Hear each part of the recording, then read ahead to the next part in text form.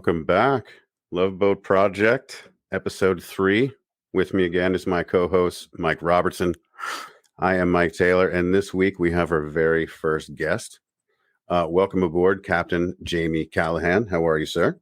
Ahoy. I'm good. How are you doing? I'm good. Hey, Jamie, have you ever been on a cruise? Because neither Mike and I have ever been on one. I've never been on a cruise. Yeah. To be honest, I don't know if I've ever really had the desire to be on a cruise.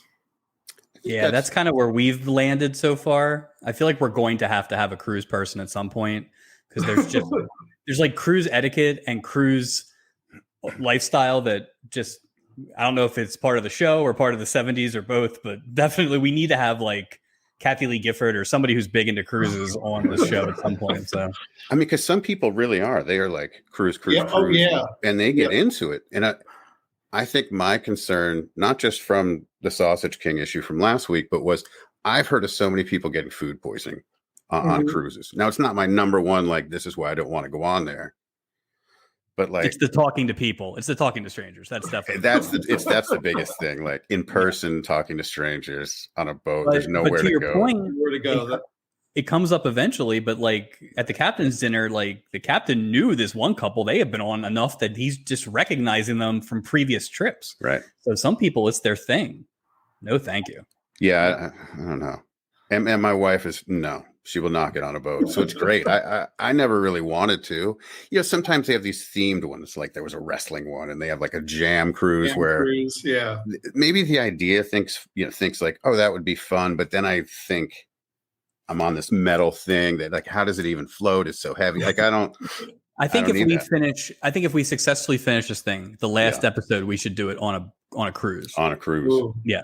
That's a great idea. With all the money we make off of this. We only have 260 episodes to go. So awesome. Can I be on the last episode? Absolutely. I mean, we need a sea captain. I mean, come on. Join us. It would be Virgin Cruises for all of us. It would be great. You could drink Boilermakers. Nothing goes wrong on a cruise. Nothing goes wrong on a cruise. So let's get into it. So this is the Love Boat Season 1, Episode 3. Name of the episode is X plus Y, Graham and Kelly, and Golden Angels. So again on this, so the way they do this, Jamie, is they always have 3 stories, but not only the 3 stories, but it's also like 3 completely different crews. And 3 different directors, 3 different writers, 3 different directors. So it's interesting lot going on. So as just a quick summary, Julie becomes smitten with a handsome tour guide. A recently divorced couple enjoy one last roll in the hay before pretending it never happened and going back to their significant others. Just trying to, let's put that in the synopsis. Yeah, well, I'm paraphrasing. Okay, I was going to say that's a big spoiler. 2 preteens explore the awkwardness of falling in love for the first time. Falling in love? All right, okay. It was awkward. It was awkward. So original air date, October 8th, 1977. So on this particular episode, we had some heavy hitters for guest stars. Loretta Swit, Robert Reed. I got a lot to say about Robert Reed. Richard Mulligan, Pamela Bellwood, Scott Baio. She looked familiar. Who's Pamela Bellwood. She looked familiar, but I don't know that I knew her from anything. She was in like a bunch of little shows. It wasn't like, she was one of those guest stars on a million. Probably looks shows. Like somebody else that I know or something like that. Yeah. Right. Who else? Scott Baio, Christy McNichol, Hermione Baddeley. She was Kitty Pickerel, the grandmother. Oh, Kitty. Interesting. And Charles Frank as Jim Wright. You remember him being Mr. Wright. So let's talk a little bit about these guest stars.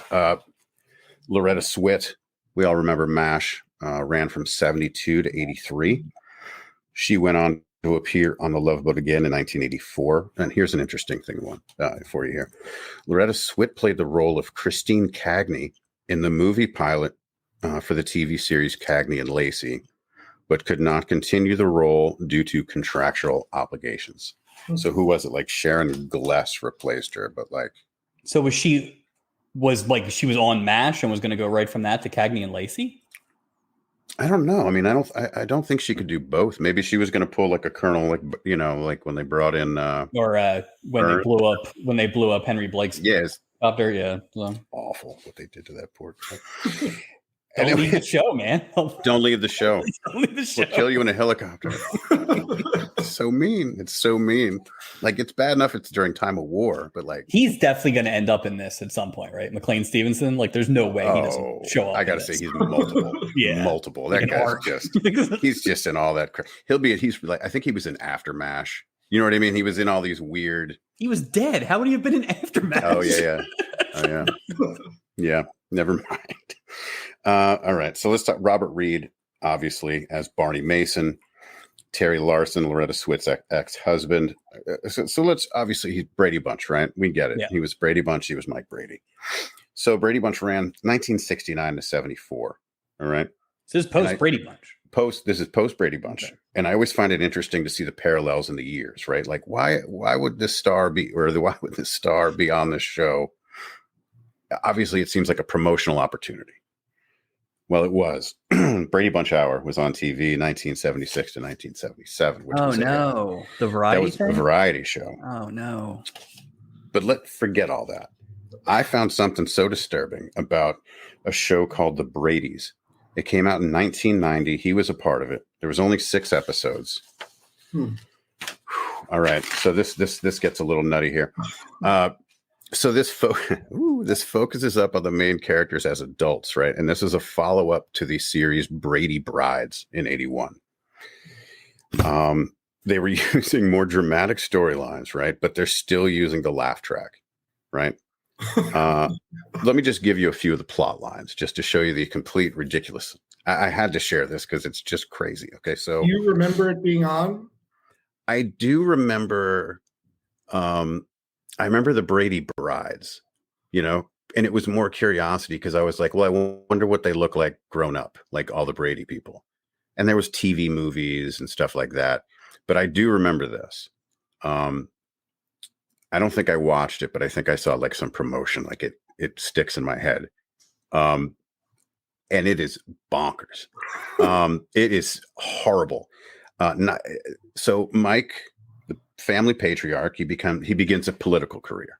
Pretty standard. Okay.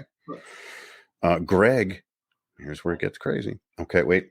Is now an obstetrician, right? And is married to a nurse named Nora, and they have a son together named Kevin, played by Jonathan Taylor Thomas. Sorry, this is the next one where it gets crazy. Sorry, From Home Improvement? From Home Improvement, yeah. JTT. Bobby's budding auto racing career ends abruptly in the first episode after an accident leaves him a paraplegic. As he recovers, he marries his college girlfriend. Wait. Peter breaks up with his fiance, to whom he became engaged in A Very Brady Christmas. Again, one of those TV movies.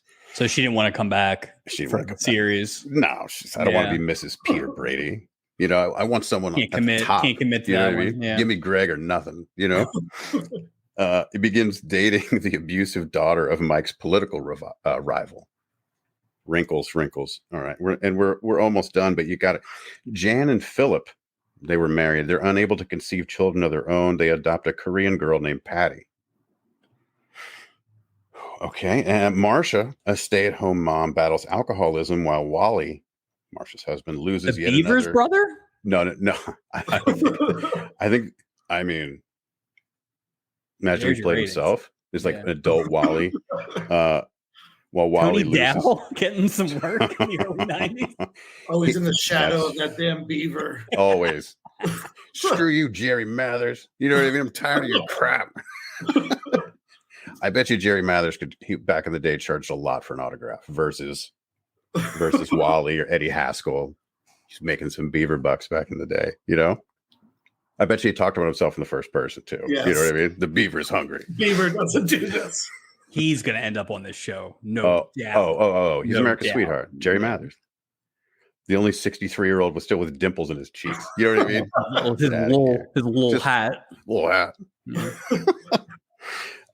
Marcia, stay-at-home mother, bottles alcoholism while her husband Wally Cleaver loses another in a series of jobs. The latest being as Mike's campaign manager, Wally and Marcia, who have been forced to move in with Mike and Carol, along with their 2 children, open a catering business to support the family. And we're almost done here. This is radio show host Cindy begins a romance with her boss, a widower, more than 10 years, her senior, who has 2 children. An unproduced script had Mike Brady die in a helicopter accident, and when he went to check out a progress at a fire break, the script called for Carol to sing at the funeral. In addition, Jan would have finally gotten pregnant, Gary would have proposed to Cindy, and Peter would have taken over Mike's position as city councilman. And the mobile trauma unit that he helped build would have been named after Mike Brady. Whoa, that's a wrap. So they had 6 episodes. I don't want to see that. No, any of that. And obviously, why am I voting for you for city council? You're an architect. Yeah, he didn't have any. He didn't have any practical experience. He had AstroTurf in his backyard. Like what? What's going on there, man? The long way is though. Robert Reed is a tour de force in this thing. Oh, he doesn't mess around. So good in this episode. It's probably the best performance of anybody we've seen so far. I think so. It was strong. He had a lot of camera time too. Like I feel like I didn't have a timer on it, but he really did. And then obviously it's such a crazy thing. Imagine playing that dad all those years, but being like, it's just amazing. I guess. And Barry Williams did an interview. He said that he didn't want to go there. He didn't want to talk about it. And he said that basically, I don't think it was open for discussion for anybody. Yeah. And he said if it had ever come out, it would have screwed the whole show up and his career. He was great. And I thought it was interesting because this is what, as we've kind of discussed, I don't think I've ever actually seen full episodes of The Love Boat. Like I know the song, I know the crew, but I don't really understand any of it. And this is what I think it is guest stars playing completely against the character them to be. And I thought there was more of that this episode than there had been in any of the other ones. The other episodes, like Jimmy Walker was playing Jimmy Walker. Yeah. John Ritter Sherman Hemsley was Sherman Hemsley. Yeah. John Ritter was Jack Tripper. This was like actual characters being different people, and I thought that's good. And that's kind of what I assumed the show would be more of. So I'll tell you, it seemed like Loretta Swit took it very seriously. Like there was some acting, it was just, good on them. Yeah. Richard Mulligan. What's that? I would say you can't go more against the Mike Brady character than pointing a rifle at your clients and then getting drunk and betting your ex. Yeah. And then showing that guy. Yeah. It was so weird. They're like, well, everything's tied up in a bow. And I'm like, no, it's not. Like, what are you talking about? This is crazy. They didn't really deal with literally any of the issues. No. They just created more. That's somebody else's problem. It is somebody else's problem. It's awful. Richard Mulligan is Ron Larson. And the whole fact that he was the marriage counselor for them. That's not disbarment. I mean, I don't that's think shady as hell, man. That's shady. It's okay. But if they did have a bar, if you had to pass the bar and be a marriage counselor, that should be rule 1. Like, you can't do that. No. Don't do that. Well, it's like, oh yeah, I'm sorry, I can't help you guys. Also, would you like to go out? Like, that's not, how's that transition going? That seems awkward. That's like the conflict of interest that politicians regularly abuse. Well, isn't there? Wouldn't you think that? I would think that for him, like he would have to have like a code in a sense where like unofficial would be like, well, if I wait 3 months, like post divorce, I'm good. But like he wanted some sweat. You know what I mean? He had to have it. Where like the whole thing is you're learning the innermost secrets, and that's why like every bad not horror, but like psychological thriller in the 90s was always like some femme fatale falling in love with their psychiatrist and him using everything that he knows in their sessions to get her and stuff like that. It's like 9 different movies in the 90s. Richard Mulligan might be a serial killer. Well, I think too, just like you said, like I remember being situations where like there was a girl that I may have liked, right? Who I didn't have anything in common with her and say like very much round peg, square hole. right? I've told, I don't like sports. I know I would do it, whatever. And then, football season comes around and I'm like, oh, my bad. I forgot to tell you. But what I'm saying with this guy, he would be able to do that at such an advanced level. Right. Having that inside information where like he knows all, like he just wanted some swit. That's what this whole thing was about. Yeah, but like, you know what? She got a free bingo. pass because of that too. Because he was all like, you should really work it out. And she worked it out all right. That's a bit of he knew too. That was all. Everybody's playing 3D chess in this one. And the other girl just wanted to play bingo. She was she came off as sort of vapid. You know what I mean? Because it's like, yeah, but she's also a anthropology major or something. Like she had a real career. Just because she had a rock in her pocket doesn't make her an anthropologist. You know what I mean? Get out of here, lady. Maybe she worked the anthropology. That's it. That's it. You spell yours with an IE. I know you. I know your tricks. I like your scarves. You know what I mean? But no. Your home goods. Your Get out of here. Tablecloths. I actually went to an Anthropologie to buy a Christmas gift for my wife, and there was this thing hanging on a stick, and I had no idea what it was. And I was like, I'm going to get this. It's really soft. And I went to leave, and I go, yeah, what is this? And she's like, oh, it's like a throw blanket. I didn't know, but sight unseen, it was on a stick hanging to the floor. Shout out Anthropologie. It's a gratuitous virtual ad that you're doing here. My phone's ringing. It's the Anthropologie people right now. Look at Richard Mulligan. He was on Soap, 77 to 81. Empty Nest, which was a Golden Girls spinoff, 88 to 95. Won a Golden Globe for the lead actor in a comedy we got series. an Empty Nest reunion in this one. I know we do. I know. Mm-hmm. Another Love Boat appearance for him, 1978. Pamela Bellwood as Judy Watson. I didn't have much on her. Again, she was kind of all over the place. Hermione Badley. This is a very interesting one here. She played Kitty Pickrell, who was the grandmother of Scott Baio. Nominated for the Academy Award for Best Supporting Actress for a movie called Room at the Top in 1958. But the interesting thing is, she only appeared in the movie for 2 minutes and 32 seconds. It's the shortest performance ever to be nominated for an Academy Award. She must have kicked the door in 2 minutes and 32 seconds, and they want to give you the award. And you're nominated for an award? Came in, got a bunch of shots off, went out. She got paid by the hour. You know what I mean? No, she didn't get paid by the hour. Forget me. 2 minutes and 32? That's crazy. Have you heard of that movie? I've heard of the name, but I don't. It doesn't ring a bell. She also appeared. Well, it's funny. Her career from her first project to her last went from 1927 to 1982. Full day. That's a chunk of time. She was in Mary Poppins. Not Harry. So I looked her up Mary because Poppins. she looked and sounded so familiar to me. She was in The Secret of Nim. I don't know that I've seen anything except Mary Poppins. And I was really surprised. And I haven't seen Mary Poppins in 35 years, 40. I don't have kids. Like I haven't seen it in a long time. So I looked her up. I don't remember the character because I think her character was a nanny, which seems weird because it was Mary Poppins the nanny. So she was a rival. But here's the funny part. So when I'm looking it up, I'm looking for the pictures on IMDb to see, maybe it'll trigger something. And she looks exactly the same. But you know who else was in that movie that showed up in one of those pictures? Arthur Treacher. Arthur Treacher. Yes, the same one. The fish guy? The guy who lent his name to the Arthur Treacher restaurant empire. I love Arthur Treachers, which I thought it was Arthur Treachers, but I like this pronunciation. Maybe it is. It makes it sound a little...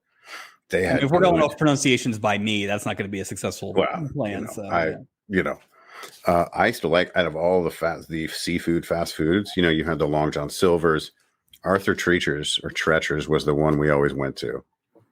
I've never been to that one. Big old fries. They give you like the malt vinegar in the little container. It was legit as far as fried fish goes. Yeah. All right, so that's Hermione Badley. Charles Frank, who played Jim Wright.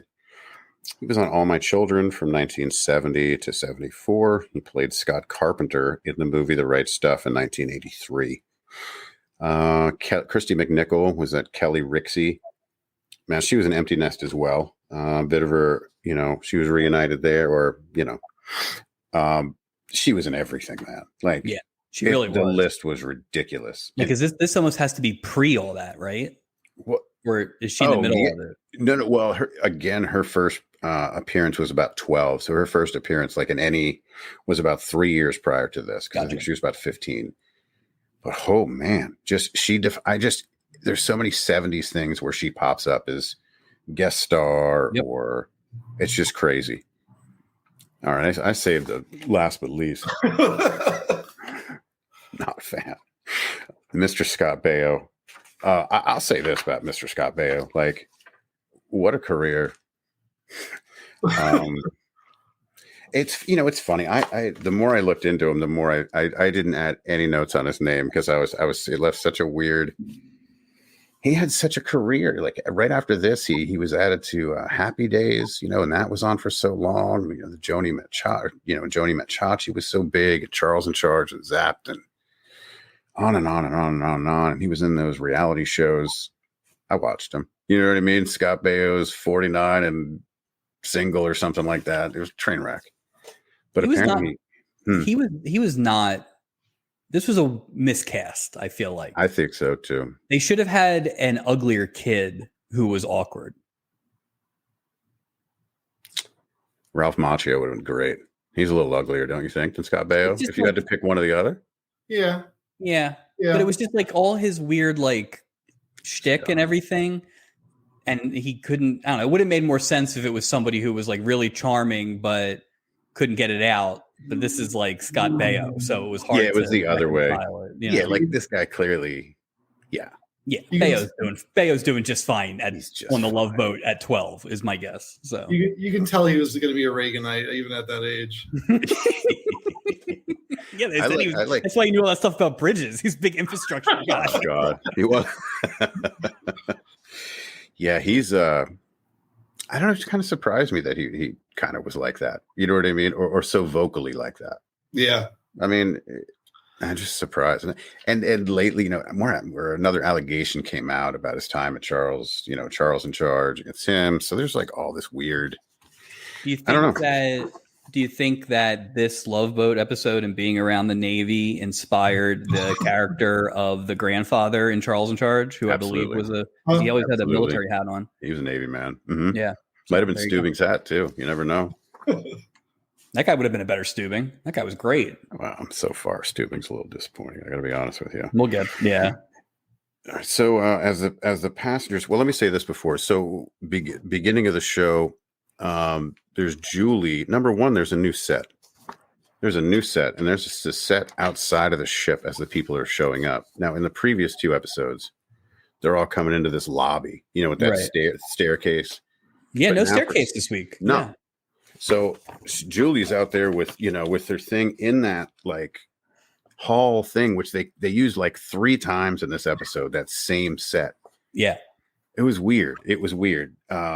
And it goes back to what we said, which is just there are all these people lined up in a cattle chute asking where their rooms are. And Julie's got to check this piece of paper that who knows? I would love to see how that is organized. Is it alphabetical?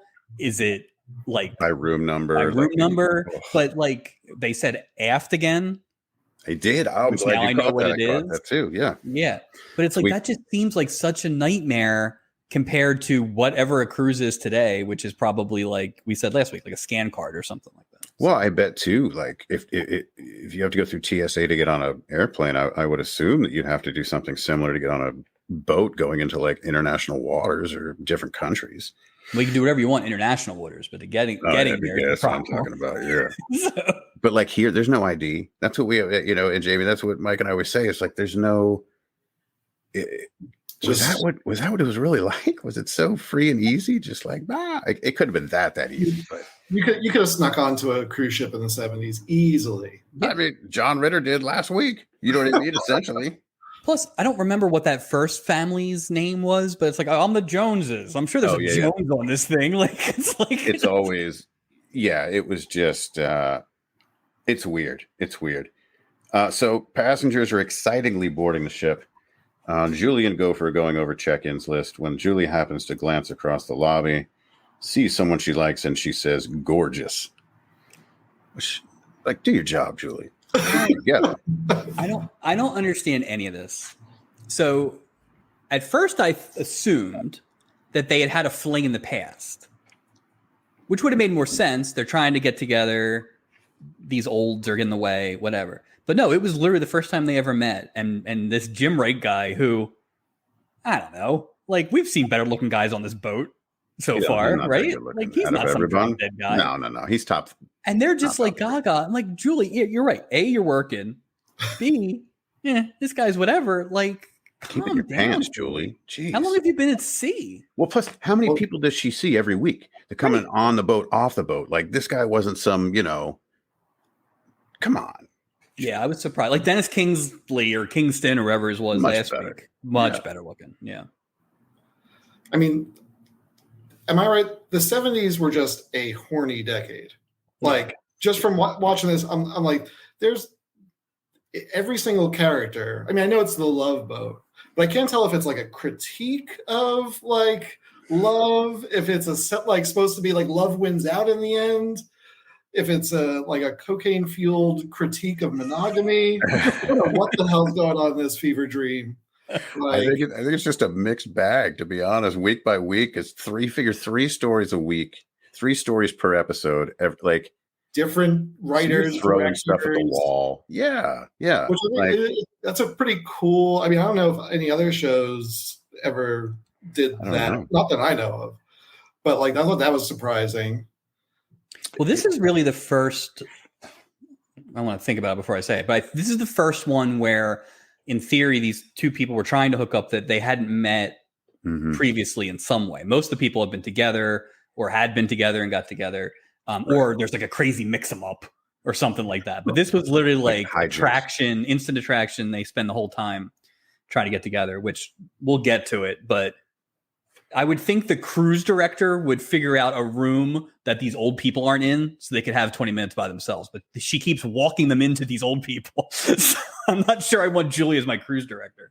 I would assume that the busiest time in Julie's like job, right, is when people are getting on the freaking boat to find out their room number. Like, and she's turning into Jello next to Gopher. Gopher's not up to handling that. You saw last week, he couldn't tell John Ritter was the same as Come on, you don't want Gopher. Yeah. Did anybody catch Gopher's first name? Burl? Pearl or Burl? I think it's like Burl Ives. Burl Ives. Yeah. Or other famous Burls. Burl. All the famous Burls. All of them. Right. But that felt like, we always talk about pilot episode stuff. That felt like they were shoehorning that in so you knew, oh, well, my name's Burl, but everybody calls me Gopher. And then there was no reaction or nothing. It'll never be mentioned again in the next, it's just like, listen, we don't need to think about this anymore. Everybody's going to call me Gopher. Or they shot a scene where they called him Gopher and realized they hadn't actually explained it. So, maybe there's something coming up.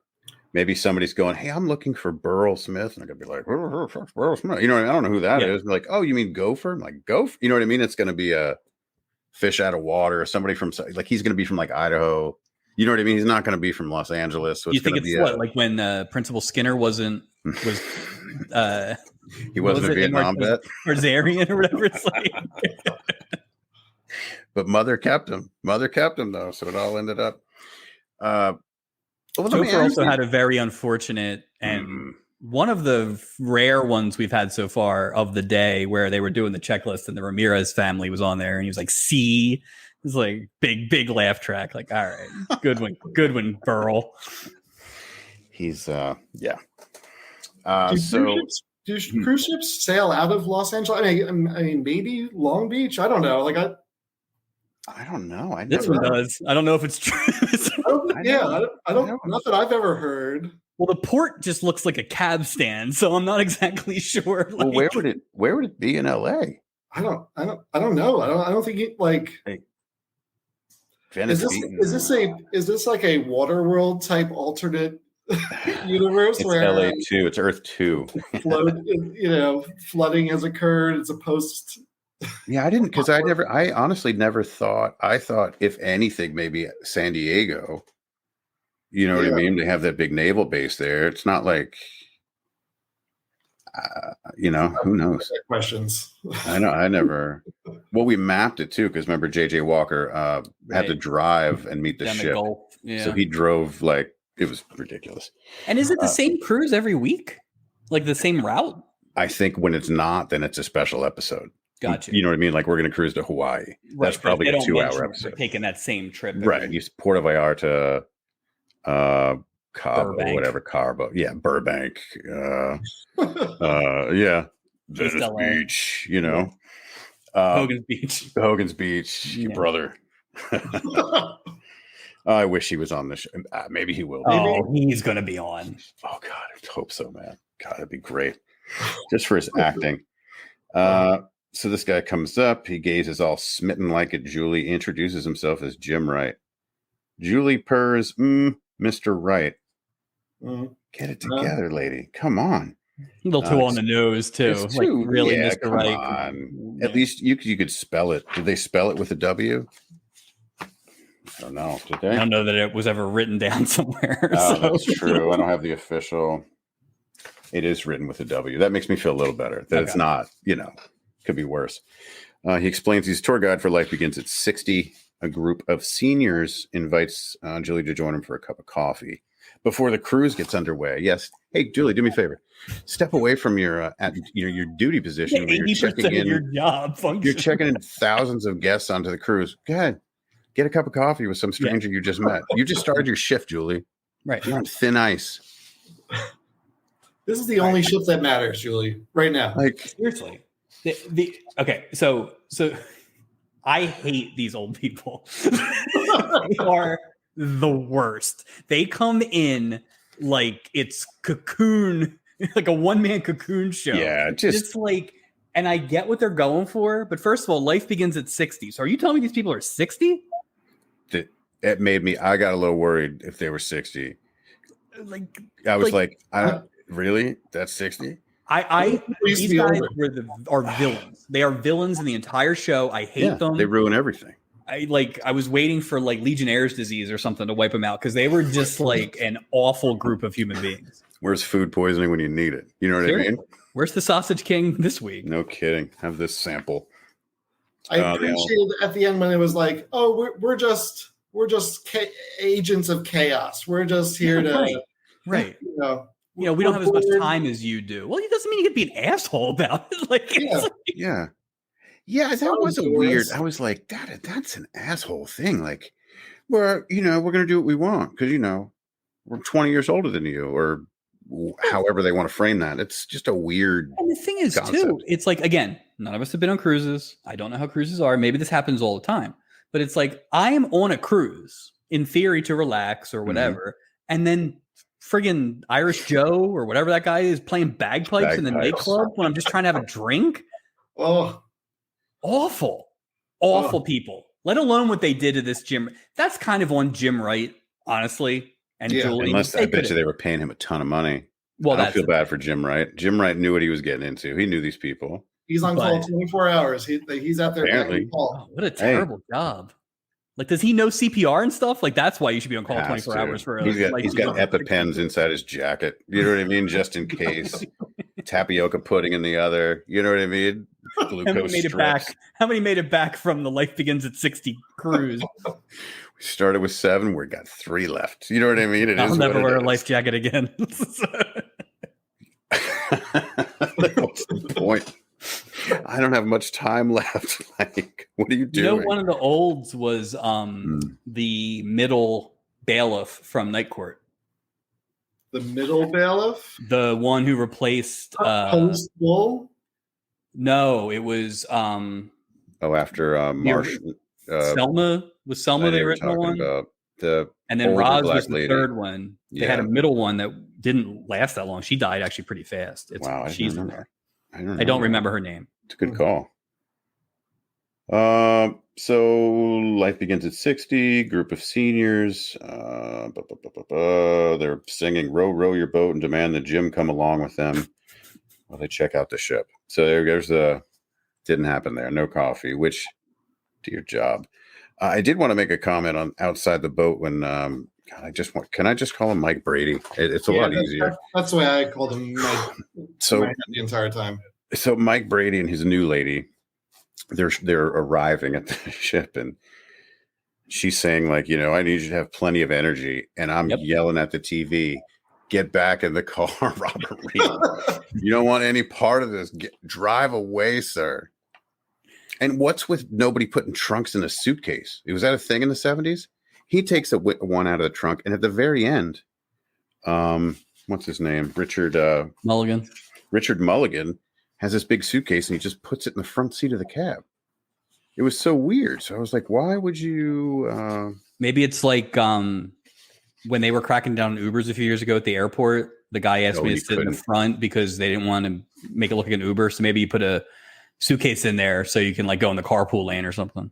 That's a good point. Somebody in Arizona I know got not arrested. They got a ticket because they had like a mannequin in their passenger seat, and they were driving in like the HOV lane, like in Phoenix. Like, brilliant. I put a hat on the passenger seat and used the carpool lane. A baseball hat? Is it a bucket hat or what kind baseball of hat? Nice. I'm a real person hat. Newlyweds Terry and Ron Larson are above deck, marveling at how much sunnier and warmer it is in Los Angeles versus Chicago. It's kind of a no-brainer. No sunglasses though for Richard Mulligan. That's bad for your eyes. You're coming out of the Chicago winter. You got to get some shades on. He's not scared of lines, apparently. I asked his wife if she called her ex-husband. Says he wants her to resolve the differences so she doesn't harbor any feelings of deep resentment. We know what this is about. This is some primal stuff going on right here. Like, it's just amazing that this is how they're framing this. So Isaac comes out to get their drink orders, and I think they got pina coladas. And Isaac does this bit about, 1 is good, 2 is dangerous, 3 you're going to be bowling your head. Like, this is on me, Isaac. Pour the drinks. I got it. If I'm drunk, that's on me. Your job is to pour them. My job is to drink them. If I'm overserved, that's fine. But I don't need the warning before I even have this first. I'm on vacation, man. Well, plus, I thought it was interesting. I don't quite understand his role in the ship. Like, I see bartender, right? How does he have time to bring drinks to people on the deck? He's the only person working at this bar. He's waiting. The worst bar ever. He waited. The worst. 5,000 people online. He's so nosy, too. He always waited on the deck. He waited at the deck table. He waited on the kids. Those kids. When he gave him bartending. Yeah. He was given friggin' Mr. Right iced tea in the morning. Did you see how close he got to Mr. Right at that bar? Like he was leaned so far forward. That was a very small set. Whatever that set was very small. There wasn't a lot of room there. He's such a busybody, though, man. Let's get Isaac another person in that bar staff. Well, I don't think Gopher's capable. I'm just gonna be honest. I don't think that's his. But you never see. I haven't seen Isaac making a drink yet. Like even like the pantomime and then pouring. So he's always just. Which is ironic because you never see him serving drinks now. Well, I'm careful. She might be. We'll hear about that in a few hundred, 50 episodes. We got something to hear. So Speaking of drinking though. Yeah. Grandma. Well, that was a good one too. He ordered a Boilermaker. Boilermaker. And what can you remind me what is in a Boilermaker? I looked it up. It is. Well, I didn't look up Boilermaker. I actually looked up whiskey sour, which comes. This is a very boozy episode. Yeah. Boilermaker is a shot, usually whiskey and a beer. Sometimes you drop it in, sometimes you don't, but it's very basic. So she's literally getting a shot and a beer at the same time that Jim's trying to get coffee. So, I mean, it's her cruise too. Well, she asked what the hooch was when she was getting on the boat. Did Isaac serve her the Boilermaker? They said it, but I don't think they showed it. I'm just saying, if it was Isaac, I would think he would say something. If a pina colada is going to put you out, like. I feel like if you're ordering a Boilermaker in the morning, you're already past it. You're a pro drinker. Or it's too late. But either way, warnings will not help you. Well, plus I think it's sort of unspoken that person doesn't want to hear that. He doesn't want to hear it. Or she doesn't want to hear that crap. And she's British, so she can probably handle it. She could do it. Might have been up all night. Why is she the ward of this 70s. child? Like, But what's that dynamic? Yeah, I don't know. Well, she was the grandmother. Maybe she's But that's grandma fine. But taking her like, grandson. so this grandmom and this 12-year-old are going on this boat, and that's it. She sauced the entire trip. The entire trip. Well, and the fact that like he's obviously like some, sort of like looked sort of Italian-ish. You know what I mean? It blended beautifully with her British accent. You know what I mean? Like, I'm from New Jersey, and she's like, like, you're not from New Jersey. You know what I mean? It was just very weird, that part of it. They should have had something else to link them. You needed another like a third this is person, my son or daughter's son or something. And then who's raising Christy McNichol and the other person? I was thinking in the beginning, I did see a dad. I did see a dad when they first got on the boat, but then he wasn't in the room. He fell over. He said, "Have a good time." we didn't even get like a 2-line co-star guy just to like pop in once in a while. Your 12-year-old daughter is hooking up with this guy. Yeah. Who is weird. She told him she loved him. Drunk. Yeah. He knows a lot about bridges, which somebody should have contacted the authorities about that. That was a little weird. Yeah. It was a little that didn't make much sense to me. And then he did that weird Igor stupid thing. Like, they went to that bit a lot. Yeah.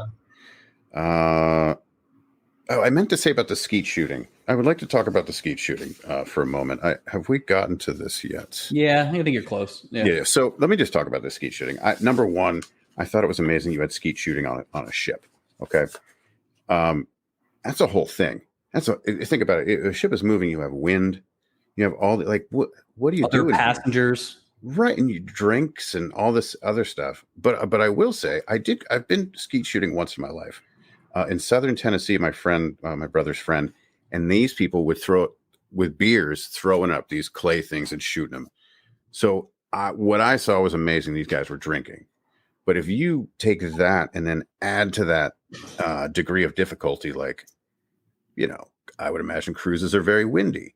You know what I mean? Like you're moving at a fast rate. I just thought it was very odd. The fact that they're distributing live ammunition and drinks. I also thought it was interesting because we just talked about it with Isaac, but in general, the boat is incredibly understaffed. Like all the time, there are the same 5 people doing all the work, but we have somebody who can just stand there and toss skeets. Like it's just like that's your whole job on this boat. Like go help Julie with the list. That's a good point. Yeah, that's funny. Yeah, it was just who's like, is that it? Are you just the skeet person? You know what I mean? I don't know. It was a very odd. I mean, we need to figure out a way. Room. How can we give Mike Brady a rifle? Skeet shooting. I don't know. Remember, he joked about like pointing it in their direction too. He did point it. Yeah, I was trying to give him pointed it in their direction. Like a would-be hero could have shot Mike Brady right off the deck. Like, if there was any security on that boat, there's no security anywhere on that boat. No. Like if anything goes south, who's gonna? Like, that's a good point. There's no security. Why wouldn't they have like head of security? That'd be a cool character on that. You're right. Introducing a rifle into that boat is a bad idea. Let alone that it's this contentious ex-married couple. Well, especially like, how do you do so well? And he's like, I think about my ex-wife every time I squeeze the trigger. Like, damn. Okay. Dark. In case you had any doubt. I want to see the writers of that 90s Brady's drama write a Love Boat episode where it's just like it just goes. It doesn't even, like all this dark stuff we thought might happen. It just goes there. He shoots his ex-wife. Bedlam breaks out on the boat. Boat sinks. They end on an island. They turn into cannibals. You know what I mean? It's just everyone has a taste for blood. Isaac becomes their king. The last Love Boat. Yeah. I thought it was weird. I didn't bother looking it up. I assume it was a dated reference, but Edsel's stock really caught a stray. Yeah. So I guess that was a bad year for Edsel. That's funny. That is funny. Bear with me here. I got too many pieces of paper in front of me. I have to come up with a better system. So I have it. So that's like the end of Act 1. Yeah. Is the skeet shooting thing. So then they start with the second act. And it's Doc with the boozy grandmom and Scott Baio. And Doc is sitting very weirdly in a lounge chair, legs akimbo and everything. And this is where the bridge argument comes. But Doc shouldn't be around children. Not with those socks. Do you see those Not, socks? not just not in general. They're pulled up to his knees.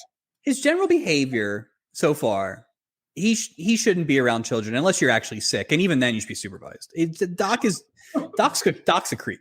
He was actually, this was his least creepy episode. Yeah.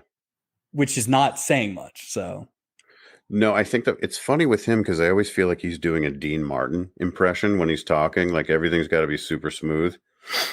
And this week, what really struck me, not so much, like you said, least creepy appearance was his outfit, right? So he had on the standard, shirt, the shoulder things, this white shorts. I'm assuming Bermuda length shorts, high white knee socks with white dress shoes on. And I was just, that just blew me away. I guess that's professional. I don't know. Like, you go into surgery on that boat? Like if something happened, right? There's no helicopter or anything. Go into surgery or no? Is he just like a urgent care guy? He's just keeping that boat pilled up. Like, I don't think there's anything professional going on there. Gotcha. So you're screwed if anything happens. I think Doc if Mike Brady does in fact wing you with a skeet shot. Yeah. Doc's not stitching you up. Yeah, they call him Doc because he just gives people pills. Like he's like, that's just my nickname. I don't really have a degree. Gives him one of those pina coladas. Yeah, he just, do you want any crushed up pills in your drink? You know what I mean? It's one of those kind of things. Yeah. Just what's up? Can I have some Dramamine? He's like, I don't have any Dramamine. I don't know what you're talking about. No, I got. He's got some of that empty bottle. He got some of those Cosby pills in there, though. You know what I mean? Like, exciting and new. Barney and Terry encounter each other in an elevator. Again, that's elevator's back. Same elevator. So we weren't sure if that was a one episode elevator set. I wonder if it still smelled like sausage. The Sausage King was in there. Well, at least it didn't break down. That would have been awkward. An ex married couple stuck in an elevator. Hilarity. They spend the night bickering, bragging about their new significant others. They kind of just.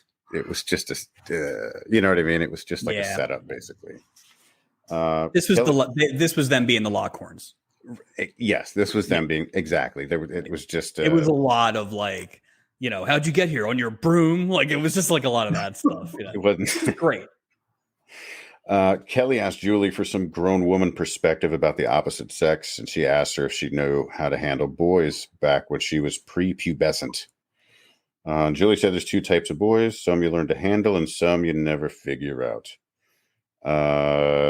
What did she say? Draw him out by asking him questions about himself, given that most guys thoroughly enjoy talking about themselves. So that's the advice that Julie's given out. I think it's funny that in the same episode that she's willing to leave her work, her workstation for some dude, completely unprofessional and completely she should not be the one giving advice to a teenage girl on what to do with a dude, because she's not. But at least it's like age close. Like Julie's probably in her mid to late 20s. That's not crazy. Doc's 100 years old and he's giving the same advice to Baio. That's true. The other thing about Julie that I noticed was she's wearing a turtleneck. I noticed that too, and that's why I brought up the Doc. Choice. Well, I thought if Doc's in shorts and short sleeves and all this stuff, she had a turtleneck and then something on People over were it. Swimming, like it's hot. I would assume it's a boat. You're in the South Pacific. I mean, you're. So you know what I figured out though, because then later she's got a little dress on with a little thing. Jim Wright hickey machine. Oh, so that's what happened. You got to be professional. You can do whatever you want, but you got to keep that turtleneck covering things. So that's what happened. It's hard to be professional with Mr. Wright's leaving trash rashes all over your neck and arms and a boot to your back. So Graham tells Doc he keeps getting tongue-tied around Kelly. He wants advice about what to say to her. Doc suggests he flatter her by telling her how nice she looks. Again, not very creepy on that. I thought that was decent. No, I had my backup for more creepiness. He was probably fine, but that should have been Gopher. I agree. I agree.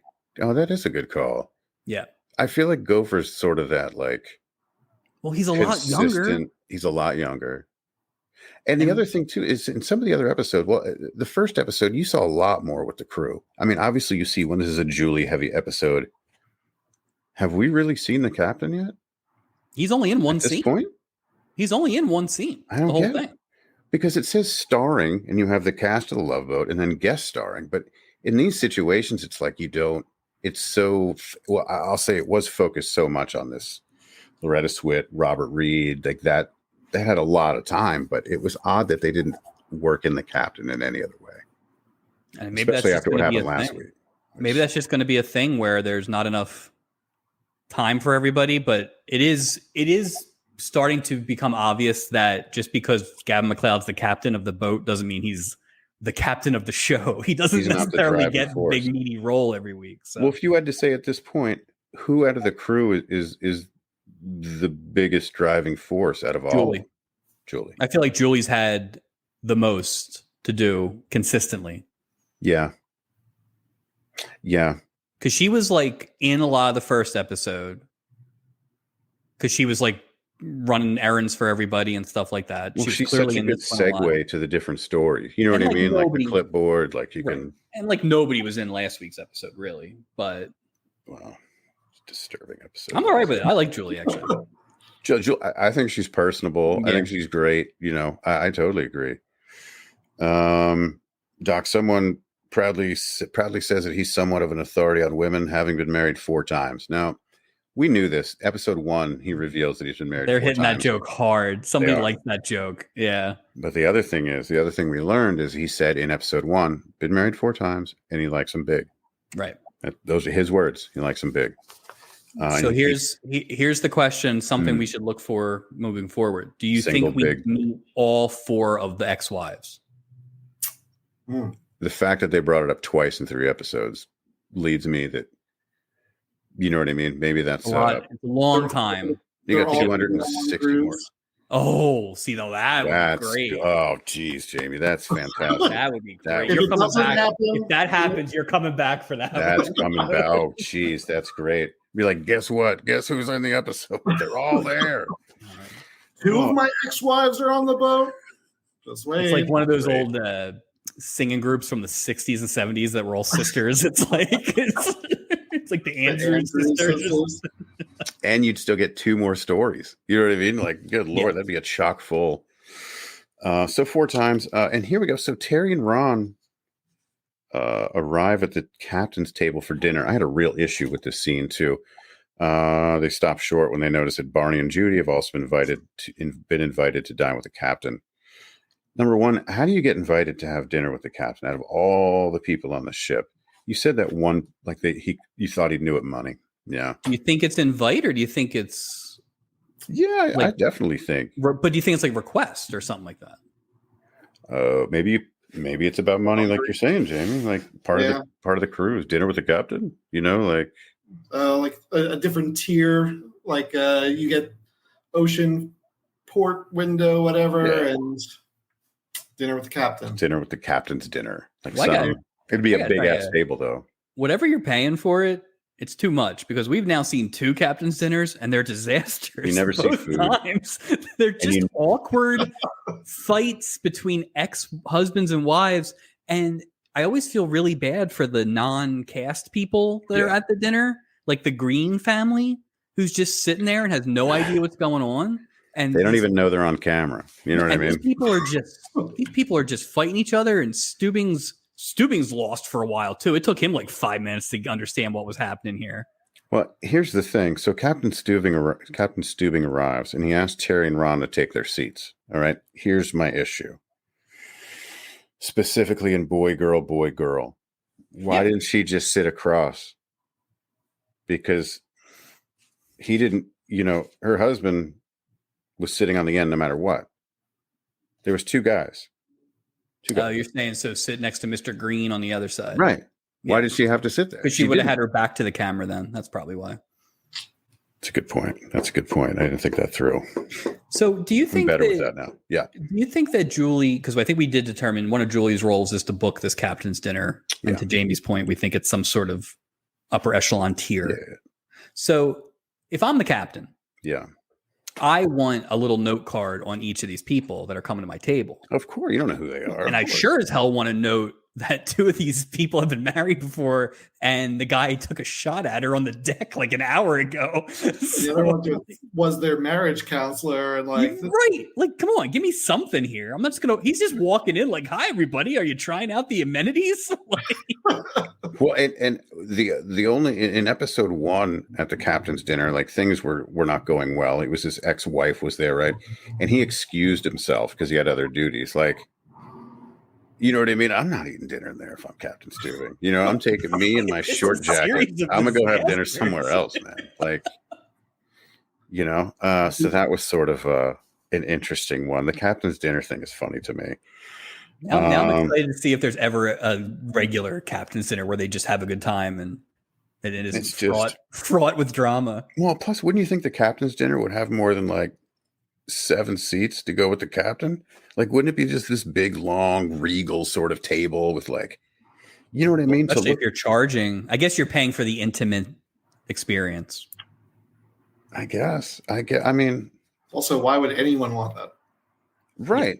I think it includes a hug from the captain. It'll be some weird, like, this feels like a level again. This is cruise people. We need to find out if this is even really a thing. But I think it sounds like a level beyond what I would ever want to do anyway. It's like, it's bad enough I have to be on this cruise. I have to eat dinner with strangers, which is awful. But then I got to eat dinner with the captain, who I guess is going to talk about being a captain. Because there's going to be one guy who's like really into captain questions. God. Oh, it just sounds awful. I'm going to stump him with some sort of like nautical geography question. Yeah, but the other thing I think of is like, I've been on a lot of flights, right? We take planes. You know, when they serve you dinner, I don't want to have dinner with the pilot, right? I don't want the pilot to go fly the plane. Yeah. I.e., captain of the ship. Go be the captain of the ship. What do you? He ordered like 2 bottles of something. Like, are you drinking that, Stubing? Like, wait a minute.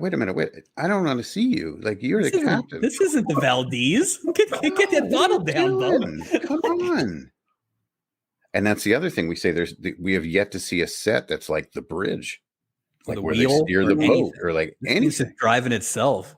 For all we know, he steers it from the captain's table because that's the only place I've seen him, you know, or walking around with his short jacket on. And then this ends up being his only scene. That's in it. The whole story. Which was but I didn't think that was a worthwhile scene, to be honest with you. There was nothing. That felt like they had to get him in. Plus, they had to have something to explain why the 2 couples were being more friendly. Fair enough. So it was like yeah. Because he did that whole stupid, the Huns and the ceasefire bit and all that stuff. So interesting. So Kelly is primping in her cabin after getting a note from Graham inviting her out to the lounge for an evening of G-rated clubbing. You see her getting ready. Then you see Graham worrying about a pimple. Kitty assures him it looks like a freckle and no one will notice or care. He tells her Chekhov's zit right there. You know that's coming back around. Yeah, you know it's just waiting. He tells her he's too nervous to go through with the date. She sternly orders him to put his jacket on and head over to the lounge. Next scene, the 2 arrive at the lounge and get a table for 2. Graham tries to look smooth by tipping Isaac, which is like a crumpled tissue. Which was a weird sort of move. I don't know. So, like, I get it. They're trying to portray the awkwardness. And this is exactly what 2 12-year-olds going to a real restaurant would be. Sure. I don't think it was particularly interesting or anything. But it did occur to me that if I was, again, somebody on this boat, say I take my wife and I make a big deal. It's their anniversary. And I'm like talking about how exclusive and romantic this is going to be. And then you look across and there's these 2 children having dinner at the exact same place that you are. It really takes the starch out of your fancy anniversary gift. Blow out that candle on your table. You know what I mean? Right. This is not romantic anymore. This isn't like, friendlies. Like, this is supposed to be high class. Well, I thought it was interesting is that there was an ashtray on the table. And when she was sort of like fiddling with the ashtray, and I was like, then I was thinking, if this was really in 77, that whole lounge would have just been smoke filled. Like everybody would have been smoking. We haven't seen much smoking still. Which is, that ship, it would just be just unbelievable. It would that whole boat would smell like AC. You know what I mean? Just, oh. All All right. So as the adults get down and boogie on the dance floor, which they were getting down, by the way, Kelly tries to initiate conversation by asking him questions about his interests, favorite classes. He just kind of gives her one-word answers and then keeps on the "you look nice tonight." Rule of 3. They did it 3 times. They did it 3 times. Yeah. Kelly gets fed up with Graham's social stuntness, and she's out of there. Flees to her cabin. He hates me. Flops onto her bed again, which is sort of weird because it's like, where's your dad? Where's a parent? It was just her and her 10-year-old sister. Yeah. Yeah, it's just odd. All right, it's 2 a.m. before Jim can extricate himself from the life begins at 60 seniors. Invites Julie to come back to his cabin with him again. Good Lord, yeah, this Julie. is where Julie really drops the ball. Like it turns out Julie has her own very nice room that they could have. Yeah, it was really nice. Or like, there's got to be somewhere you can sneak into. Like, there's got to be a ballroom or something that's not being used. And she, walk. And then why do you go in when you hear them from the outside? Like, don't go in. Because it's comedy gold. You know what I mean? It's like, let's get those 60-year-olds in there again. Oh. We paid for them. You know what I mean? Like, get them in there. I don't even like Jim Wright. I really don't like care. But I hate those old people and that they're torturing this poor man. Like, your age, it shouldn't be licensed to act like, you on 20, It's disappointing. It's awful. It's funny because Julie says, I don't normally do this, which is such a cliche thing that, like, she's not going there for we know what's going on. I don't think they were pretending it was anything otherwise. No. They weren't gilding the lily there. So. Well, she'd been waiting all day. You know what I mean? She held out for a long time. It's been a whole day. Yeah. She only got that hickey so far. Trash rash. Ooh. So open the door. A tour group camped out on his floor playing poker and smoking cigars. That whole I get it, but it was just some other bridge or some other obstacle to put in the way that And I would love it if, I don't think it happened, but if this guy came back, you know what I mean? Not in a related episode, like 2 years from now. What a cool character to go back to. But I mean, maybe, I guess it's possible, like at some point they'll want to have more of like a background stories for these guys. So you could like have him be referenced as, like, if they mention him now, even just as my boyfriend that I'll go see, like, what are you doing for Christmas, Julie? Oh, I'm going to Jim's, now you have it where it's like a little more. So I wonder if they will. Well, I mean, they went into the captain's like first marriage in the first episode to sort of give you a little more flavor on that. And that's why it was so weird to me that he had that one scene. Like, the captain to me that's a beefy role. Like, you gotta, but it is what it is. Terry admits to Ron that Barney is actually a nicer guy than she remembers. And Ron reminds her that they promised to meet up with Barney and Judy. Here we go. In the bar in a few minutes to hang out unnecessarily. Terry says she wants to finish the chapter of the book she's reading and urges him to go ahead. I thought that was a weird move. Like, if I'm somewhere like, no, I want to finish these pages. Like, do you think that book was supposed to be All the President's Men? Why do you say that? They kept making weird references to the president and the executive, and how much. It was odd. I didn't catch that. I got to go back and check that. Interesting. I just thought that was weird. Like, to me, if I'm him, I'd be like, well, wait. Like, why would he owe it to them to be there? Yeah. If the glue of the thing was you know what I'm saying? Then why even bought, like, I just felt like it was sort of a dick move to be like, oh, I know we agreed to meet him there. I only got 13 pages left. It wasn't even like, let me finish this page. She like bookmarked 13 pages to go back to. So I'd be like, okay, I'll just wait. It was just a weird. Yeah, you're not wrong. Especially if you don't really know these people and the way you do know them is awkward. Right. Like, well, and here's the thing is when they were on the main deck in the beginning, if maybe if somebody's just this crazy avid reader, maybe it makes sense. But when she was on the deck before, she didn't have a book. You know what I mean? So it was sort of inconsistent. Oh, you're so sucked into this book that you didn't have in your hand till now. You think this was the long con all along? You know what's up. You know what's up. she's feeling what he's feeling. You know what I if mean? she knew, who knows you better than your ex-wife, right? Like, so wow. Yeah. So that's a long game. About that. I mean, I respect it. Don't hate the player. So Julie makes an announcement over the PA system that a game of jackpot bingo. Anybody remember the prize, the money amount? Was it $1,000? $1,000 for the bingo. Ron and Judy get excited and head over to the games room because they love bingo. Disinterested Barney said he'll pass and will instead stop by Terry's or he'll wait for Terry here is what he said. He didn't say I'm going to stop by her cabin and see what's up. I'll wait for her here. Did you for a second I thought that Richard Mulligan was going to end up with Julie. That's what not Julie, whatever her name is. Well, remember that the scene with the cabs? Like, it just seemed. I thought that's what was going to happen. Yeah, that's probably what happened. There was some weird stuff going on. That's why they didn't win the bingo because they were occupied. Otherwise, I bet you there was a pineapple on that door, like an upside down pineapple. You know what's going on. And then next cruise. Why are you guys always on cruises together? Upside down. So pineapple. When they all get the same drink. Right. Three of them. Whiskey sour. It's a whiskey sour. And I think I thought I knew what a whiskey sour was, but I definitely did not. Do you know what a whiskey sour is? I don't. I assumed it was whiskey and sour mixed, but I assume that's not the case. Traditional whiskey sour is made with whiskey, lemon juice, sugar, and an egg white. Whoa. The egg white adds a creamy, rich flavor and a frothy texture to the surface, which is fun to drink. Oh. Thanks, Internet. So that sounds like a terrible boat drink to have in the sun. In the sea, who wants cold egg whites in the sun? Frothy. But they must be moving them pretty quick because Isaac came right back with those babies. So they probably have them pre-made. Can you imagine the vomit from that if you overdid it on whiskey sours? No wonder Robert Reed is hot to trot. He's all liquored up on creamy eggs, creamy whiskey. That's terrible.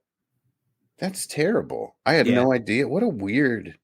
I'm assuming that the first thing that came up in the Google search I did is correct. So, well, maybe who knew Isaac? Who thought Isaac would have like eggs in his like bar prep over ice? Yeah. You know what I mean? Eggs. Like, it's just odd. Yeah, that's just so funny. I just, eggs as a base of a drink you've heard of is weird. That's really weird. Not a fan.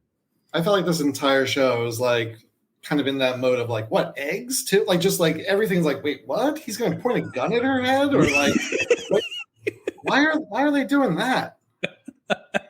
Well, it's funny too. I bet you some of those things weren't like maybe the gun.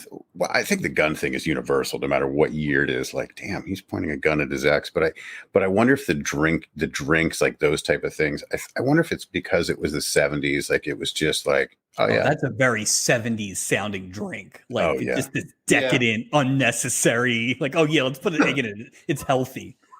Yeah, that's odd. Or it's fun to drink.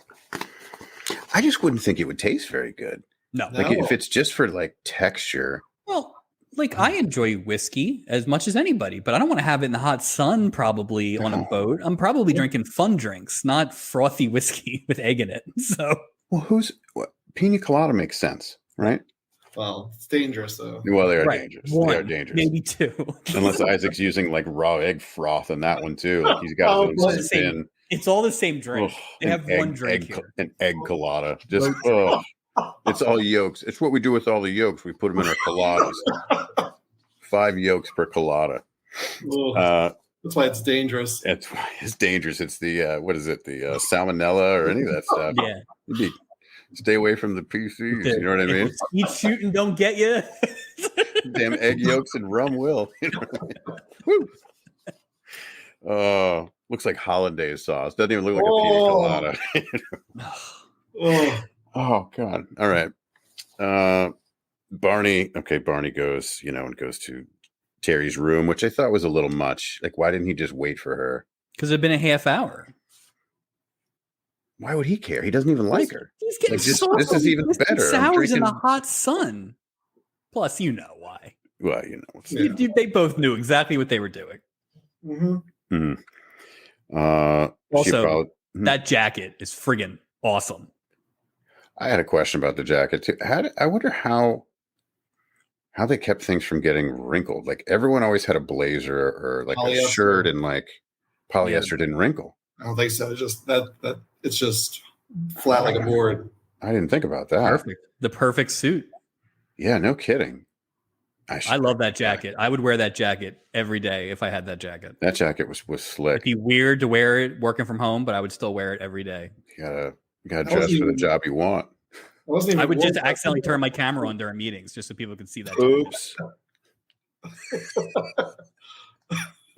No pants, jacket, shirt. Just log on. I'm sorry, client. What's your problem? Is it how good this jacket looks? Be like, hey, just wanted to share my drip. And then you're just out. Clothes shoes. How much is your fit? Well, shoes are about 60. Shorts. They do those videos. Jackets, $1,400. Yep. They brought up Chanel number 5 again. That's 2 weeks in a row. Chanel number 5. They did. Product placement. Yep. So she apologized for being late. Got distracted while brushing her hair. Barney's just gazing at her and says it was worth the wait. You know, her soft hair. I'm just gonna say this. I would bet money that Loretta Swift's hair was not soft. Like it did not. It's got a straw look to it. It just screamed pool brush to me. You know what I mean? Just a very bristly and full of spray, like not a soft helmet. This felt like they got to it a little fast. So I guess the alcohol was maybe a little bit, but she wasn't fighting it. She wasn't drinking whiskey sours. Right. She was reading a book. Yeah. So I felt like I know they tried to retcon it at the end with like, oh, it had to happen and all that stuff, but I don't know. I think I needed like a couple more things in there to make that legit. I agree. Just she notices that he's wearing the plaid jacket she gave him for Christmas. When she asks him to help her with her zipper, he gets a whiff of her perfume. Boom. Yeah, I mean, these are all moves. And recalls that she was wearing it the night they first met. You know, it goes down. Barney, it goes down. They have relations. Infidelity boat. Infidelity. And my favorite way of people indicating that they just had sex, all right, it's time to get dressed again. Love that. It's this universal, like, yeah. And it's always like in order because he's got his shirt on last. Like it's not like I see him hopping around with one shoe. Like very impressive flex though by Barney. He's like, we've been here for over an hour. Like, okay, Barney, we get it. We know how long you've been there. Settle down. It's all that egg. Protein. All that egg. He's all fired up. It's like a shake. That's funny. Who knew egg whites were like the Viagra of the 70s? You know what I mean? Like Rocky. It's like he was basically drinking a Rocky drink. Yeah. He didn't even want to date that girl at the pet store. He had no choice. He was all hopped up on egg whites, you know?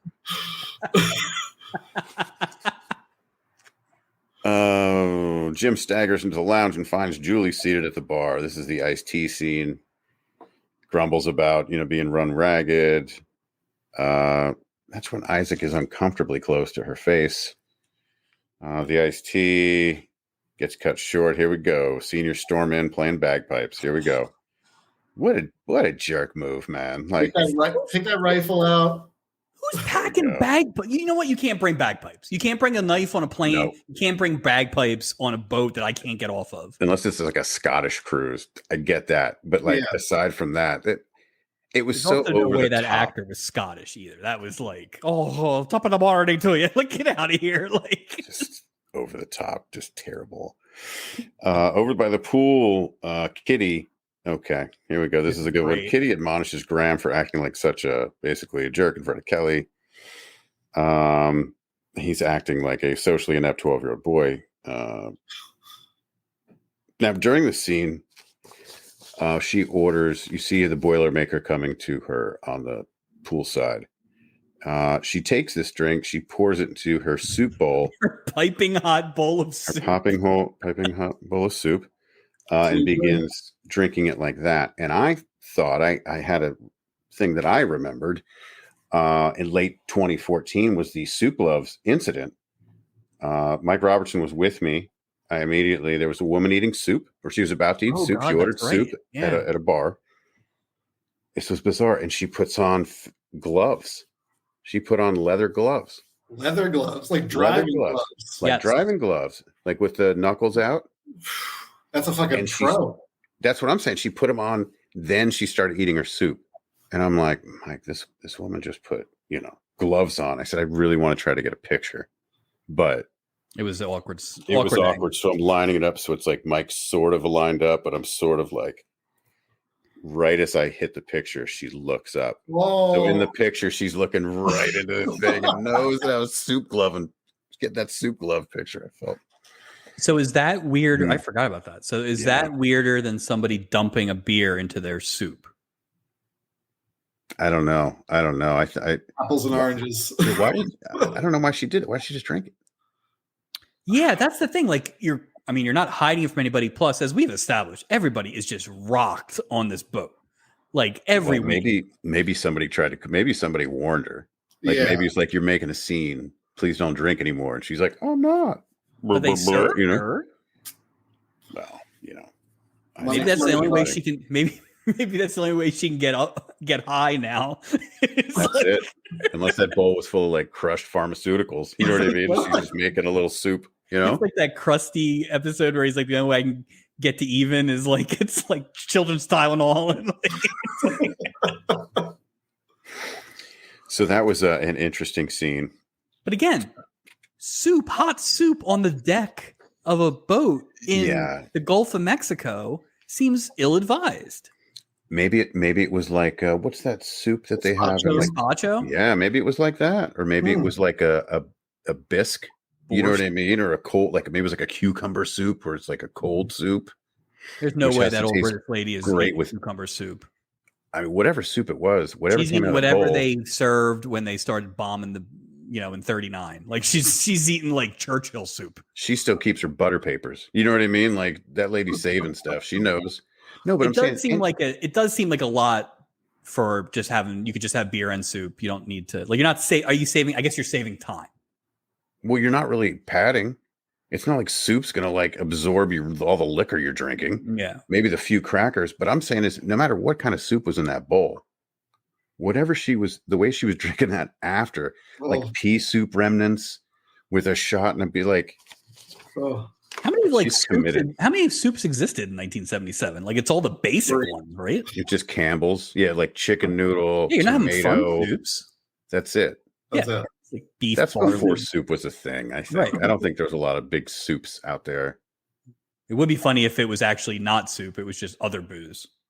It was the whiskey sours. That's why it was so thick. Oof. I'm gonna be haunted by that. So she's talking to both Graham and Kelly. Hands her. The two are grinning. The end of the scene basically ends where Kelly and Graham they seem to be getting along again. They're communicating. Great. This wasn't doing it for Baio, me. Because no, it wasn't either. Because it's Scott Baio. It's like this kid doesn't. He's probably. I don't want to say anything disparaging about it. It was just that just felt like I get what they were going for. It just didn't. Maybe it was because the sheer strength of Robert Reed in this episode that everyone else wilted around the absolute power of his performance. Well, I did not. Storylines were. I frankly didn't like either other storyline because I thought they were kind of weak. I didn't either. Terry and Barney get dressed after their impromptu making love session. Making whoopee. She says she now realizes that the anger she's been feeling for him was actually leftover passion, horniness. And her husband just gave her the pass too, in a weird non-pass sort of way. It was so weird, like, and he almost he created this opportunity. Or I'll go play bingo. You go ahead, and then for an hour, like, wouldn't you? I'm just saying. How long does bingo take? What's it? BINGO? Boom. You know what I mean? There's 5. I'm done. Bingo. I don't know. How long can it last? He's probably into it though. He's like, tell me about it later. He's got his own dauber. Those people used to bring their own treasure trolls. Like, people get into some bingo, man. It's not with that whole post-coital. Yeah, I mean, it's what you think, right? It's like, oh, did we make a mistake? No, you're a terrible person. Yeah, blah, you're blah, blah. just. It just was. Yeah.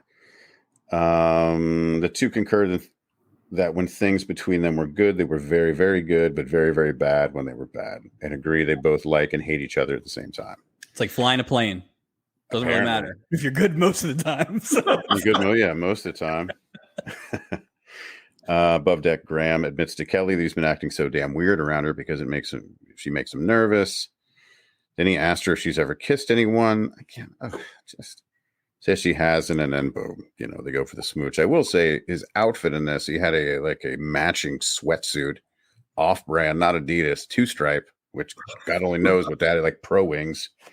So he had like a thing. He was dressed to his part, and when I say that is, he had a gold chain with a cross. He had a full-on sweatsuit. I'm just saying, I think that he was playing. Scott Baio was playing Scott Baio. That's all I want to say about that.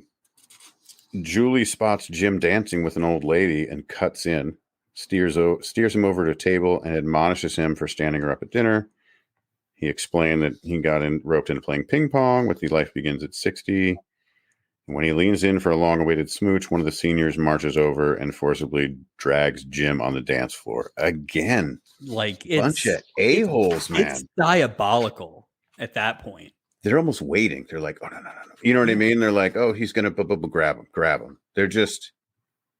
They're awful people. And they all should be thrown in some sort of like one of those homes where they beat up the elderly. They abuse them. Yeah. It's a very specific type of assisted living facility. Yeah, that's funny. What about just off with just them, just the elderly going around and causing chaos in different scenarios? Oh God, that would be the worst. Like a prank show. Like them just popping up, ruining dates all over. I really didn't. I actually genuinely did not like those people, and I don't think they had a redeemable moment at the end either. I don't think they cleared it by saying they were going to die soon. I like how much you hate. Yeah, I'm very upset. I appreciate. Very upset. Hours later, an exhausted Jim stops by Julie's cabin in a last-ditch effort. Julie invites him in and offers to fix him a drink. And as she's doing that, she's like, I really wanted to get to know you, blah, blah, blah, blah. She turns around. He's fast asleep on her bed. So that was booze, right? In that colander? Colander. I think so. Whatever, Keurig or whatever. Yeah, I'm sure it was. Carafe. Sorry. Correct. Yeah. Until I get it right. Yeah. Schmancy, like crystal. Those were decanter heavy, or something. Heavy pours. Well, it was just straight, whatever it was. Yeah. Like she didn't put, I don't know if she put ice in it. Like, it's like, so. What drink is this, Julie? This is the sledgehammer. This is shut up. Shut up. My name's Julie. But like you said, this was Jim's last ditch. This should have been their first ditch. Julie's got a very nice room that has to be. You got to assume the crew rooms are off limits, probably hidden away. I would think private. Like these olds aren't going to know how to find this guy. No, and every hallway shot looks the same because it's the same hallway they shoot for every shot. So if that's any indication on how confusing those hallways must be, they'd never find it. Especially to an old person. How did they find Jim's room? Like shenanigans on that. Terry thanks Ron for urging her to confront Barney about her unresolved anger and tells him, I love you very much. He hugs her back and says the creepy, that's all you have to say. So he knows, right? Of course. He just doesn't want to hear the words, but he's in the business. Yeah, he gave her a green light. Which means he probably hooked up with Judy. Yeah, he just had her. That was his whole mission after all. Yeah, they're just swingers. No offense, Swit, but like this younger one's more of a looker. No offense. You know what I mean? Just preference. So Plus, it's like if you're a marriage counselor, you're always looking for the next one, right? Like, oh God, he's not quitting his job. Because if you're a good marriage counselor, they don't come back. That's a good point. No money in that. No. He's bad by design. You know what I mean? He wants your marriage to break up. And then he's gonna feast. Yeah, every day when he starts, he goes, every day. He's like, whose marriage am I gonna wreck today? He paid for his ex to be on that cruise. Oh, his total setup. Hey, you guys want to cruise? Come on. That's brilliant. See, that is brilliant. He set the whole thing up.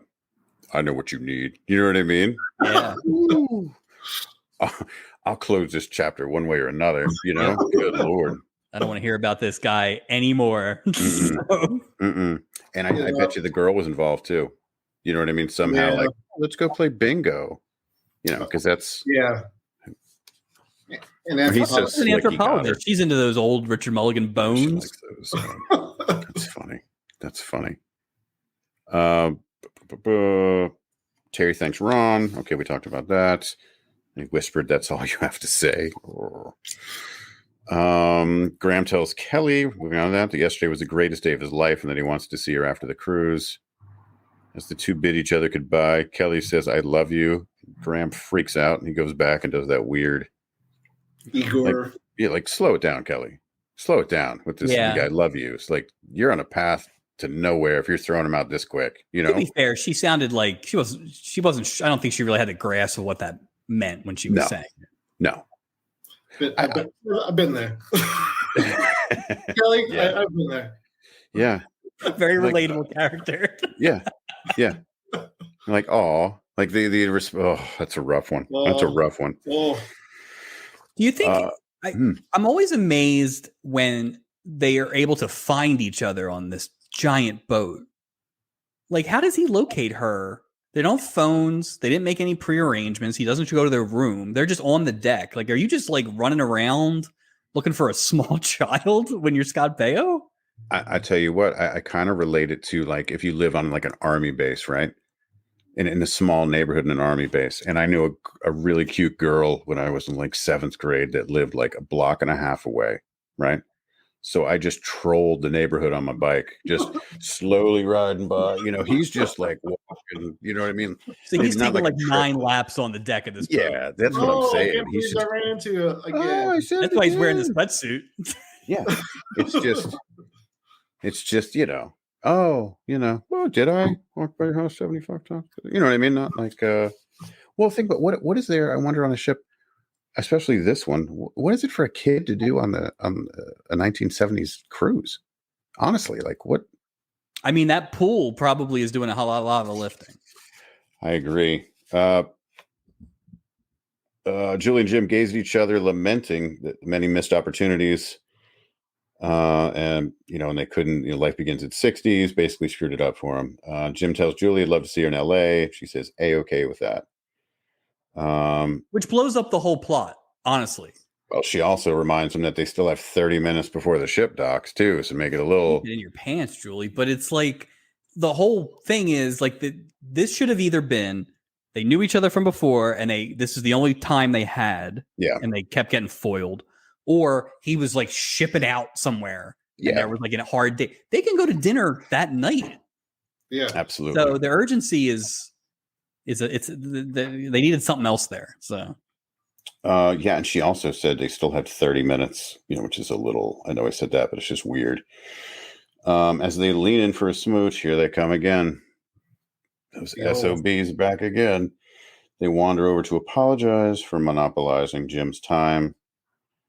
And basically the argument was, we just have less time on the planet than you do. So it gives us license to, that's not an apology, is it? No. Just an admission of selfishness. Right. Were we dicks? Yeah.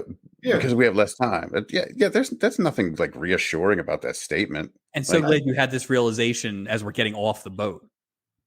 Like you could have had that realization 2 days ago. It's just and then, like I said, they just stand there for their last scene. Like the one woman's in the shot. Yeah. Like go away. Yeah, I don't understand that. Oh, so they leaves at Jim tells Julie he needs to get the group ready to go ashore, but promises to be in touch. So we'll see. What do you think? What are the odds that we hear? I don't think we see him again, but what are the odds that we hear Jim Wright referenced to as a Julie off-screen boyfriend? Maybe. What kind of odds is Vegas giving on that? Yeah, we gotta make a phone call. I'm gonna say 5-1. All right. Yeah, I mean, because 20% chance that his name gets dropped here in the next. The things that happen in threes too. The things they keep saying: the Doc being married 4 times, the Gopher name, the Aft using it's a cheap little thing that you can get in. Just reference me and Jim are going to my parents for Thanksgiving or something like that. Oh, it's getting serious. Right. Oh, serious as a cat on a boat. Look at you, just writing it down. Julie asks Kelly how her cruise went. Kelly tells her that Graham falls into the category of guy you never figure out. A few seconds later, she spots him a few levels down after he's gotten off the ship, and he yells, "The thing you said, I do too." Great, classic. Baio. Great. That's great. Liar. And actually, that is the last time he said "I love you" to anybody until he was 50 years old. So.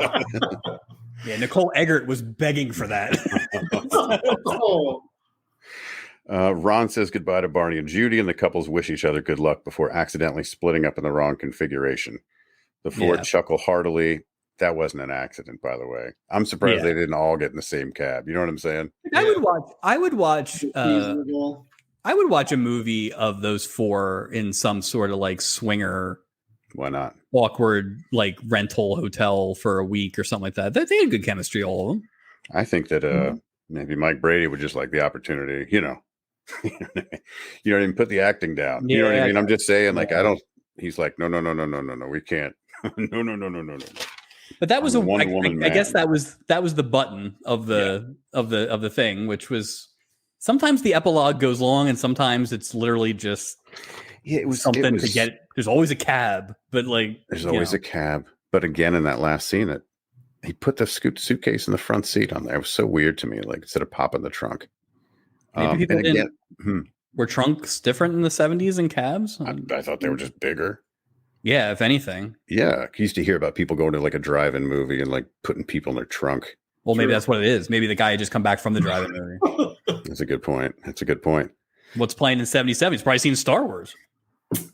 That's probably Jaws. You know what I mean? Close Encounters. All those wonderful things. A lot of classics out there. So that's episode 3 in a nutshell.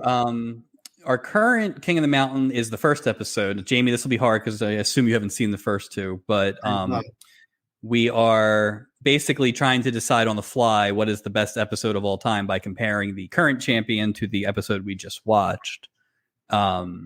So, Mike, I will say that this is definitely not the best episode because I think what I've started to learn is there's 3 storylines in every one, and you probably have to have all 3 be decent to good for it to actually be the best episode. And in my opinion, this was a 1 storyline show, which was good. I thought that was as good as of any of them. But I did not care about the kids, and I certainly didn't care about the olds.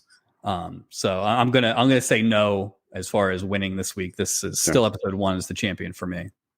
I would agree with you. Although this episode had that love boat feeling, you know what I mean? Lots of sort of turns, and again, one strong storyline does not make the greatest episode of the Love Boat ever. And I do go back to episode 1 because of the strength of all 3 storylines. I agree with you. Episode 1 is hard when Stubing's not even in it, really. Right. That'd be weird for that to be the best episode. I will say though, is coming off of last episode where they portrayed Stubing in that really awkward, creepy sort of way. At least I was glad that he wasn't just comedy relief. Yeah. I still think he's the cat. I just think they should still show some respect to him as far as the storylines and not.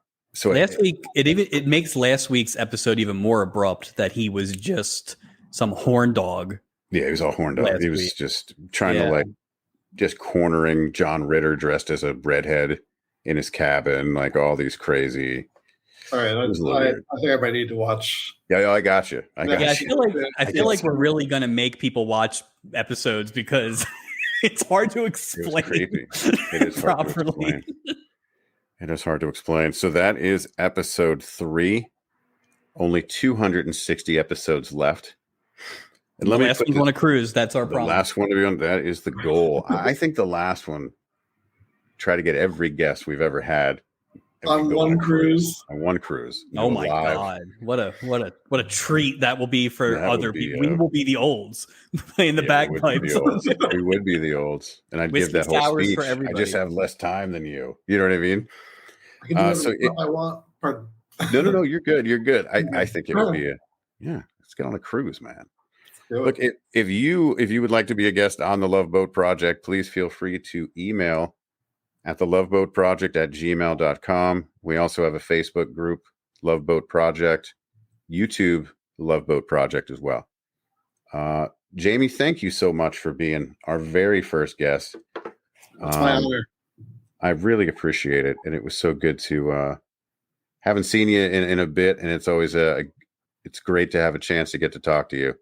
Yeah, I agree, and thank you, Mikes, for having me. And it's always good to talk with friends. I agree. All right. Well, that'll do it for this edition. We will see you soon. Thanks, everybody.